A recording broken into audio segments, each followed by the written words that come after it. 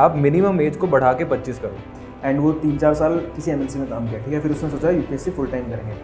उसका ये last attempt था। मैं एक लाइन बोलता था कि तैयारी एनसीईआरटी से शुरू मत करो, लेकिन खत्म उस पर करो, क्योंकि एंड में तुम ये देखो यार, इसमें ये लाइन लिखी है, मैंने शायद ये लाइन इंपॉर्टेंट हो सकती है और ये लाइन स्टैंडर्ड बुक्स में नहीं लिखी, ये वहां पे लिखी, एक्स्ट्रा है। वेरी गुड थिंग यार मैं इसमें एक लाइन जरूर ऐड कर दूंगा, ये जीएस के लिए डिस्कशन हो रही है, अगर कोई मेरे ऑप्शनल का है ना भाई एनसीईआरटी से शुरू करना और एनसीईआरटी पे खत्म करना। इससे प्यारी किताब मेरे को कोई नहीं मिली आज तक की। मेरा वो फ्रेंड था ना, उसमें क्या क्या है, है 2 साल सीनियर, टेस्ट तो देखिए 40 नंबर आ रहे, 60 नंबर आ रहे, यार कोई भी इंसान डिमोरलाइज हो जाएगा ना, उसको लगेगा कि यार मेरी प्रिपरेशन फक्ड अप चल रही है, I can not do good the prelims. उसको प्रीलिम्स हो गया इस बार, उसको लास्ट डे तक नहीं लग रहा था नहीं होगा। तो समझ रहे हो, मतलब आधा कॉन्फिडेंस तो वहीं कम हो गया है तुम्हारा, तुम क्या कर रहे हो? तो कॉन्फिडेंस का गेम बहुत ज्यादा, कॉन्फिडेंस का गेम है भाई, कामनेस भाई। यार ये पूरे एग्जाम में सिलेक्टेड लोग जाके क्यों निकाल रहे हैं, प्रीलिम्स टेंशन नहीं है नहीं भाई, प्रीलिम्स नहीं। I would like to end on this note कि confidence is part of all the 3 stages of the exam. Right, correct, बिल्कुल। मेरे को एक वेरी गुड फ्रेंड वरुण भाई ने ये बोली थी चीज़, मैं उनसे पूछ रहा था कि यार कितने टेस्ट दे दूं, ये पिछले से पिछले अटेम्प्ट की बात है कि प्रीलिम्स के कितने टेस्ट दे दूं, आपने कितनी दी? He was in his last attempt. कहता कि भाई मैंने एक दिया है और आई वाज हैप्पी कि मेरे को जितने टाइम में ख़त्म करना था मैंने वो कर लिया। मैंने कहा कितने नंबर है, कह रहे इररिलेवेंट, क्योंकि मेरे को होलिस्टिक फील आ गई है। मैं इतने टाइम में पेपर खत्म करता हूँ, इतने टाइम में OMR भर देता हूँ। सेम चीज़ मेंस के टाइम पे डिस्कस हुई। मैंने कहा यार आपने कितने टेस्ट दिए हैं? मैंने तो 2 ही दिए हैं या 3 ही दिए हैं। कह रहे कि भाई मेरे को जो देना था दे दिया, आई हैव कॉन्फिडेंस। मेरे को जो जिस चीज से मेरे को कॉन्फिडेंस आ गया मैं उसके बाद रुक जाता हूँ। और इंटरव्यू तो है ही कॉन्फिडेंस का खेल, वहां तो खैर छोड़ ही दो। तो जहां आपको सेंस ऑफ फुलफिलमेंट आ जाए ना, कोई ये कह रहा है कि भाई 60 टेस्ट प्रीलिम्स के दिए, नॉट नेसेसरी। अगर किसी को 3 फुल टेस्ट में भी आ रहा है तो it is good. They are reaching behind the score की 100 टेस्ट करने मेरे को किसी हालत में, हम बस हो जाए, बस हो जाए, चाहे कोई उसका फायदा मिल रहा हो नहीं मिल रहा हो, जैसे वहां पे सेंचुरी मारनी है मेरे को, टेस्ट कर लिए और PYQs करे ही नहीं, देखे भी नहीं कि PYQ भी थे भाई, उनको 10 को 5 बार कर लो, 50 भाई हो गए। बट मेरे को वो बात बहुत बढ़िया लगी जो बोली थी ना कि यार जिसने 3 अटेम्प्ट में एग्जिट कर दिया ना बिना निकाले, वो है असली चैंपियन। वो बंदे को आता है एक्चुअल तो। यस, जिसने निकाल ही लिया वो तो फिर हमें कोई हक थोड़ी है कुछ बोलने का। यार देयर वाज अ गाय जो मैं मिला था इंटरव्यू के टाइम पे, ही वाज IIT खड़गपुर के ग्रेजुएट था वो, ठीक है, एंड वो 3-4 साल किसी एमएनसी में काम किया, ठीक है, फिर उसने सोचा यूपीएससी फुल टाइम करेंगे। उसका ये लास्ट अटेम्प्ट था एंड ही 32, ठीक है, एंड अब उसका अटेम्प्ट खत्म, इस बार he did not clear. And मैंने देखा था, मतलब उसकी ना आंख में आग सी होती है ना, वो खत्म हो गई। एंड ही इज लाइक अब मैं क्या करूंगा, क्योंकि उसके वो 3-4 साल पुराना वाला एक्सपीरियंस भी अब काइंड ऑफ मतलब नॉट वेरी वैलिड। जब लोग घुसते हैं ना प्रिपरेशन, इतना जोश होता है भाई, exactly. इतना जिगरा होता है ना उनमें, तुम उनको 3 साल बाद देखना, अरे खत्म हो जाता है। मैं आपको सीरियसली खत्म हो जाता है। मैं आपको स्टुपिडिटी की पराकाष्ठा बताता हूँ। मैंने जब प्रिपरेशन एंटर करी, मैं 2019 में था कॉलेज में, मेडिकल कॉलेज में। मेरा रूममेट था सागर, वो तो चलो he was doing his own like NEET PG. उस हमारे पास एक रूम में बोर्ड था वाइट कलर का, तो वो भी पढ़ रहा था और मैं भी पढ़ रहा था। उसने लिखा and he was very good, I learned so much from him.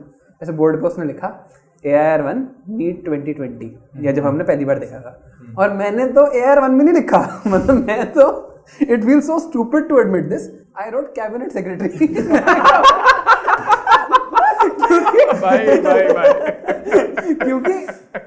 क्यों लिखा? क्योंकि आई वाज इकोसिस्टम ने इतना ग्लोरीफाई कर दिया उस चीज को कि भाई की को तब समझ आता है ना कि ये है भाई स्टुपिडिटी, रियल स्टुपिडिटी ये है।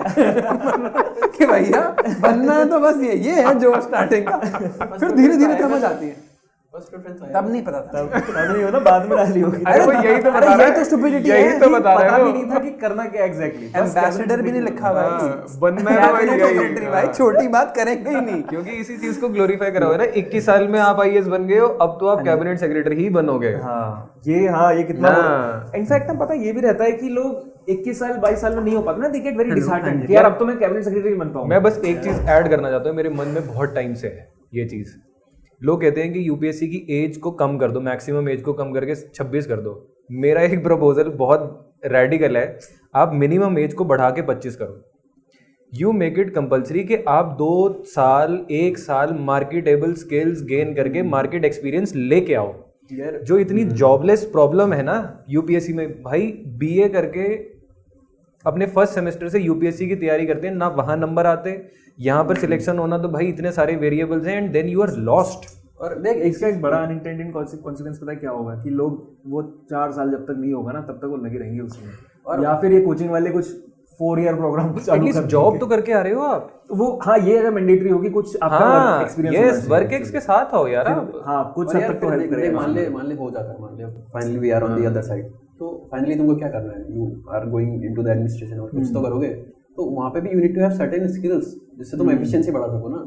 अगर तुम वहां से सीख के ही तो आ रहे हो यार। प्राइवेट सेक्टर से मैं इतनी सारी चीजें सीख के आया हूँ जो मैं गवर्नमेंट में इम्प्लीमेंट करना चाहता हूँ, जहाँ पर एफिशिएंसी इंप्रूव हो सकती है। वही ना, तेरे पास अगर कोई बेंचमार्क ही नहीं है तो तू हाउ वुड यू इंप्रूव, तेरे पास एक्सपोजर ही नहीं है, एक्सपीरियंस ही है, समझ रहे? तो उसके लिए भी तो यही है कि आप एक्सपीरियंस लेके आओ। अच्छा मेरे पॉइंट को तो सब्सटैंशिएट कर रहा है, हाँ, फिर ठीक है वाह, फिर ठीक है। मेरे को लगा कि यार ये तो हाँ कैसे होगा यार, होना चाहिए यार कुछ तो ऐसी चीज होनी चाहिए, करी जा सकती है। इसलिए मतलब मेरे को लगता है ना कि आपको ना पहले से ही क्लियर भी होना चाहिए कॉलेज। जैसे कई लोग मैंने देखे हैं वो प्रिपरेशन स्टार्ट कर देते हैं या फिर कॉलेज में एंटर करने से पहले उनको होता है कि यार यही करना है मेरे को सिविल सर्विसेज, एंड उसके पीछे ना वो कॉलेज का एक्सपोजर ही नहीं लेते ना, उन्होंने कोई और चीज करी होती ना, उनको पता होता मेरे को एक्चुअली जाना भी है नहीं जाना।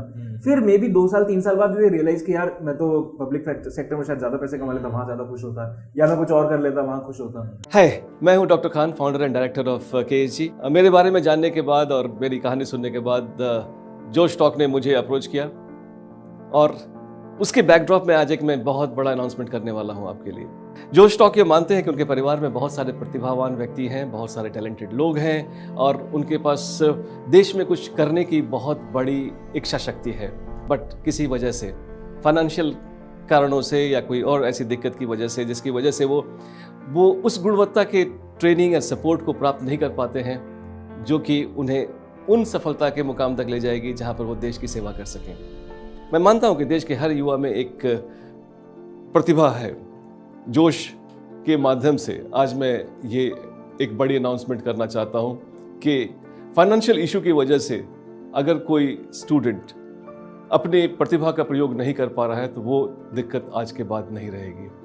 आज आपको मैं जोश के माध्यम से ये बताना चाहता हूं कि मैं बहुत बड़ी स्कॉलरशिप देना चाहता हूं, और ये इंश्योर करूंगा कि अगर देश में कोई टैलेंटेड व्यक्ति है जो कि पढ़ना चाहता है, कोर्स करना चाहता है और सिविल सेवा में जाना चाहता है, उसको फाइनेंशियल इशू की वजह से रुकना नहीं पड़ेगा।